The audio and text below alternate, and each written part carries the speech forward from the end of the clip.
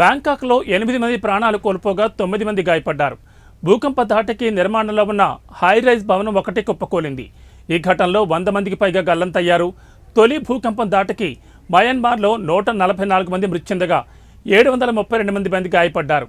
అయితే మృతుల సంఖ్య 1000 వరకు ఉంటుందని అంచనా వేస్తున్నారు. రాజధాని నేపిటాలో 96 మంది, సాగేయింగ్లో 18 మంది, క్యూక్సేలో 30 మంది ప్రాణాలు కోల్పోయారు. మొత్తంగా ఒక్క మయన్మార్లోని 694 మంది మరణించినట్లు అధికారులు చెబుతున్నారు. ఇక గాయపడిన వారిలో 432 మంది రాజధానికి చెందినవారు కాగా సాగేయింగ్లో 300 మంది గాయపడ్డారు. భూకంపం కారణంగా వందలాది భవనాలు దెబ్బతిన్నాయి.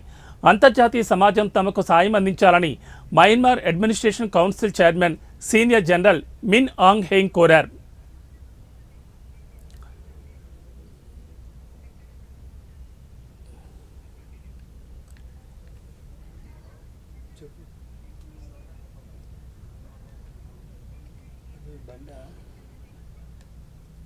బండి అయితే కష్టం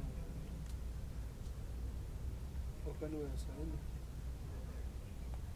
మనోడు వస్తుంది పోతాం వేస్తాను మనది భరత్ పోతా